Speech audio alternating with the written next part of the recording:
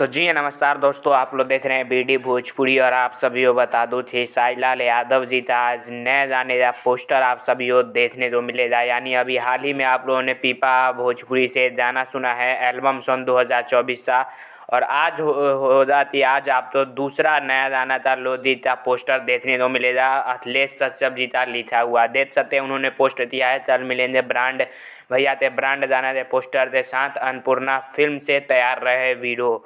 तो इस तरीके से उन्होंने पोस्ट किया है अपने फेसबुक पर। और आप सब तो बता दूं कि ये वही गाना है जो कि 4-5 महीने पहले नम्रता मल्ला के साथ में शूट किया गया था और CMS करवा लिया है अखिलेश कश्यप जी ने अन्नपूर्णा फिल्म से।